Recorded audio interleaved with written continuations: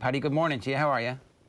Good morning, lads. I'm grand. How are you? Owen thinks that there was the best mind games he's ever seen going on when the coin toss happens for the penalty shootout, and Chiellini is essentially the world's happiest man. Like, is he clowning around? Is that his character? Is it mind games? What's happening? It's a bit of all of them, but I tell you one thing. I know Chiellini, I've spoken to him, and he's a very relaxed dude, and he's a guy who thinks outside the box a lot. He's not your average footballer. He looks like a big wardrobe of a defender, and he only thinks football. Well, it's not true. I mean, he's got a university degree. How many people in many players of the Euros have got a university degree? That's very interesting. What I just thought it was, here is somebody who is at the very end of his career who has decided, I feel alive right now. How many times in your life do you get to say, right this moment, I am alive? And he's decided to embrace the moment, as opposed to Jordi Alba, who's like, oh, I've got the weight of Catalonia, I've got the weight of Castilian Spain, I'm captain in this team, I've got to go over there, my manager, I'm not really sure, our best striker, he didn't pick him, played well, but do I trust any of these guys? Whereas Chiellini's like, whatever happens, it's about to happen, we can't stop it. Yeah. I also think the atmosphere that Mancini's created within the Italian camp, the sense of we're all in this together, the sense of gruppo, as the Italians call it, is there too. I mean, they feel very sure where they are, and they're in a very good place, the Italians, with Mancini. I mean, I think an awful lot of credit to what's happened to Italy in the last month rests clearly with Mancini.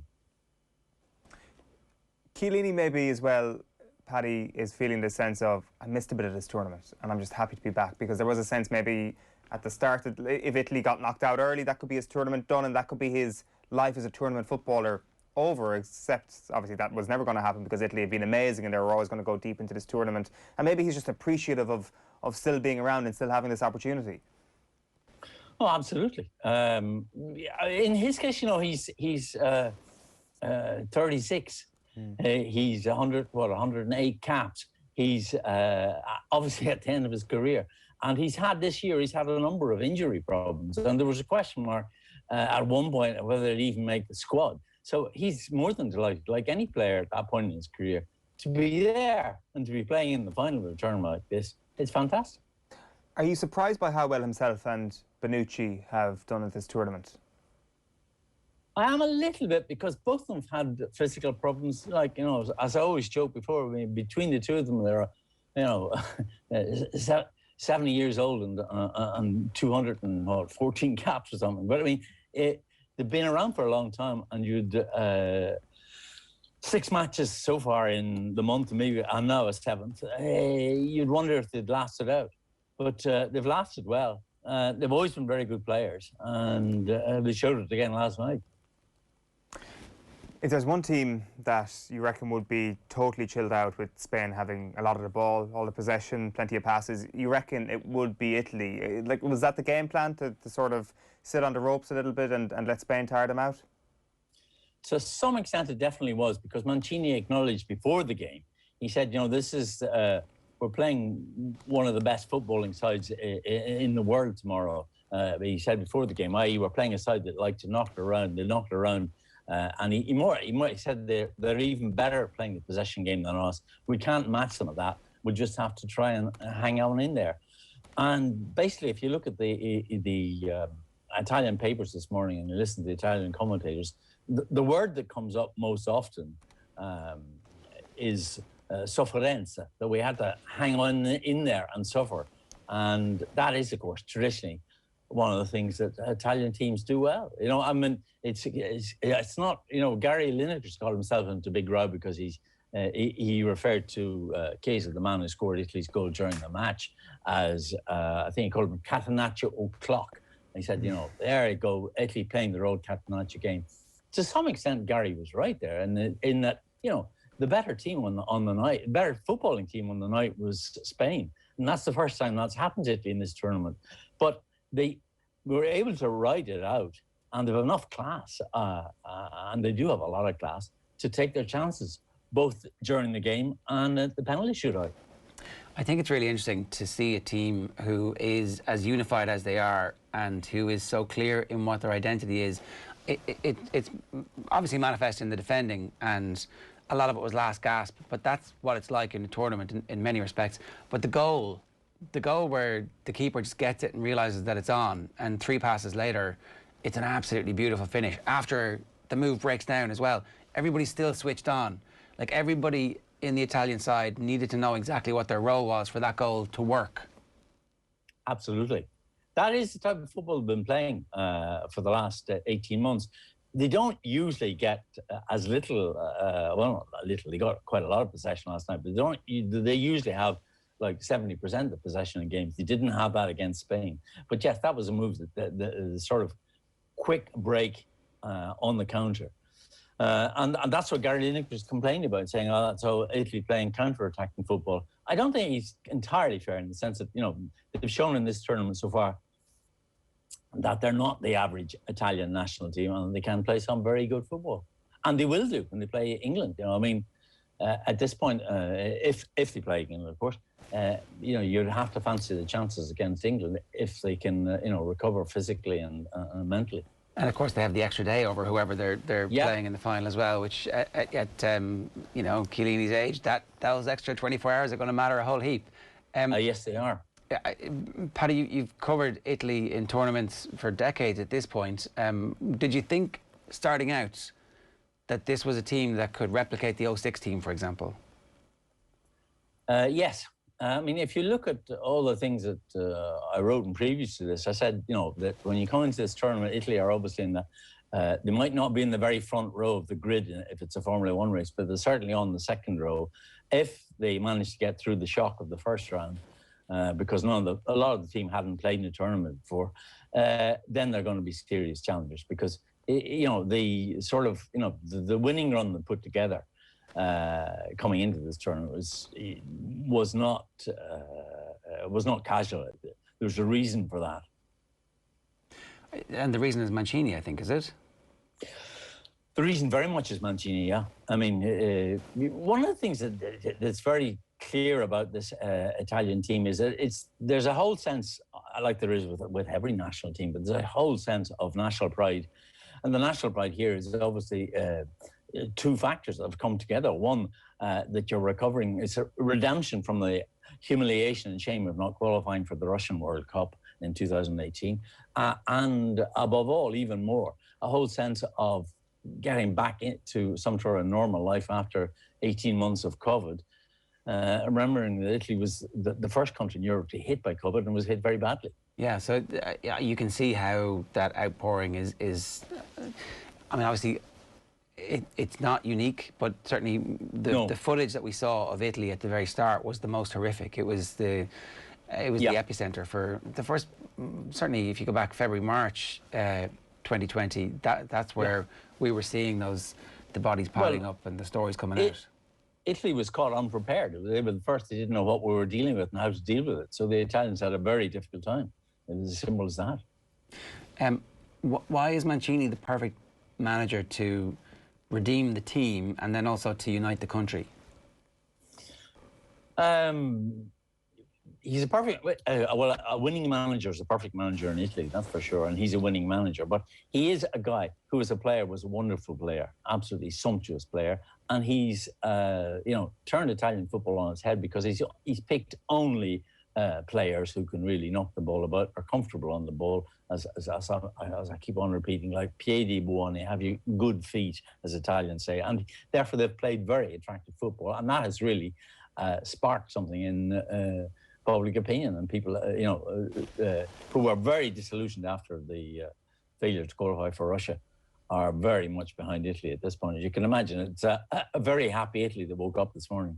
And is that indicative of what football in Serie A has become over the last decade or so? Has Catenaccio effectively been renounced? While it's still part of the traditions and you can always, when you need to, batten down the hatches, but actually to be more expressive, to play on the half turn, to fizz the ball into very tight spaces and to expect whoever gets it to be able to control it and keep possession? To a certain extent, absolutely. you can go back to old ways, as Italy did a bit at times last night and against Austria too. But if you have to, but yes, Serie A reflects that a bit. If you look at a side like Atalanta, for example, who've qualified for the Champions League in recent seasons, they play a very intense 90-minute attacking game, which is most unusual for Italy. So, yes, I mean, we haven't seen anything like this in Italy since, in Italian football, since the legendary days in the 90s of Arrigo Sacchi's AC Milan, the Milan of the three Dutchmen, Rijkaard, Gullit and Van Basten. But, they were three Dutchmen, and that was one of the reasons why they were able to do that. This is an all-Italian version. Why didn't the three Dutchmen inspire something more long-lasting and sustainable from an Italian standpoint then in the 90s? That's a difficult question, but it's obviously the basic answer is that you've such a tradition here of go out there and defend first, get your defence in order, and then if you get a chance to score, and if you win 1-0, well, that's grand. That mentality had been around for so long. It took a long, long time. And people looked at the Milan thing and thought, well, God, they're fantastic. But I mean, what would they be like with the three Dutchmen? Yeah, they were kind of a unique case. Sorry, Ger. Oh, I was just going to say, if you think of Juventus and Milan I had to just Google it quickly, 2003 Champions League final where it's 0-0 and it's 0-0 after 90 minutes, and everyone was like, oh, it was a masterclass of defending, and it was, but it wasn't particularly exciting. It wasn't particularly expressive. If Roberto Mancini had been in charge of either of those two teams, there would have been a winner in 90 minutes. Well, yeah, I would like to think so, yeah. The one thing Mancini's done is he hasn't been frightened about playing players with, like he named, he's not here because he's injured, Zaniolo in the squad before he'd even played a Serie A game. He's a guy who, he knows his footballing onions. He doesn't need to be told who's a good player. He can, he's picked all the best players in Italian football. He's got them here and he's got them playing. There's going to be an unavoidable reflection on 1966 of England win tonight. Is the same thing with regards to 1968 going to happen with Italy, or does the World Cup success in between, whatever it is, 60 years, actually change that? To some extent, yes. I mean, when Italy think of international success, they think of 1982 and 2006. And the 68 European Championship wins a long, long way away in a lot of people's minds. But also what people will, one of the things about the Italian public opinion and Italian fans generally is that they sort of take it until they fail to qualify for Russia. They basically taking it as a right to be not just in the finals, but to in final tournaments, but to get to the at least the semi-finals, not the finals. This will be Italy's third European Championship final this century. I mean, they were there in the final in 2000 and 2012. And I presume that just made last night extra sweet, the 2012 element, going into that final with such great hopes and getting smashed in that final to get one back on the Spanish, I presume. And it's not just 2012 either, Paddy. No, the 2012 final, I'm sure, was in some people's head, all right. I mean, if we remember that tournament, the first game that Italy played in it was against Spain in the group stage, and they really had a very good game, probably should have won it. So when they got around to the final, they fancied themselves all right, but they were just physically knackered. They had a day less to prepare for the finals, and they had a couple of players injured. And, Spain were far too good for them that night. So it was definitely a moment of historical revenge. In terms of Mancini, right? Obviously, the World Cup is in 18 months' time, and he's going to take this team to the World Cup, clearly. Is there a third act for him back in club management, or does he ride off into the sunset at that stage? What's the future for him? Mancini's 56, so I mean, it's a bit early for him to be riding into the sunset. I would, well, we have to wait and see what happens on Sunday. If Italy win the European Championships, if they qualify for the World Cup, if they have a decent World Cup, I can see Mancini remaining in the position for quite some time, I mean, some Italian coaches, some Italian national team coaches, in particular the the famous figure of Vittorio Pozzo in the 30s, remained in the job for a long, long time because he kept winning World Cups and Olympic medals and things. And I can see Mancini would stay if he keeps on winning. But it's very simple. I mean, as soon as you lose a game, evaluations and judgments tend to change. Yeah, he's got a bit of credit in the bank not having lost a game. It's in 30 odd, whatever it is. It's an incredible run that they're on. One last thing I wanted to ask: if most managers in world football hired their mates, they'd be accused of jobs for the boys. But in this situation, he's surrounded himself with his former teammates, all of whom were legends of the game when we all fell in love with Serie A and Italian football, and it's worked for him perfectly. Like, is that just a case of the writers or the victors write history, as Owen was talking about earlier on, or is this actually the right thing to do, to tap into that wealth of knowledge from his former teammates? Well, I think what he's doing is very, very simple. I mean, if you have a difficult job to do and you need some people to help you, you're going to pick people you can trust. So he picks Gianluca Vialli, he picks Fausto Salzana, Attilio Lombardi, 3 guys who played with him in the Sampdoria side that won the title in 1991. And he also picked Lele Oriale, one of Italy's great players who won the World Cup in 1992 and who was general manager at Inter when, as a coach when Mancini was winning his first titles, his first managerial success. So he picked players who came from his footballing success and his managerial success, and guys he can trust. So it creates a very tight, coherent managerial team. And you can see that at work. I mean, one of the things he's done, and it applied to some extent to Lippi in the 2016, but it really applies to this team, is that there are players who all, the atmosphere is good. They're all working for one another. They all know what they're meant to do, when to do it. And that's partly because of the managerial structure that Mancini set out. Yeah, well, it's working for them as ever. It's been brilliant to watch. Paddy, great stuff. Thanks a million for joining us. Cheers. Thank you.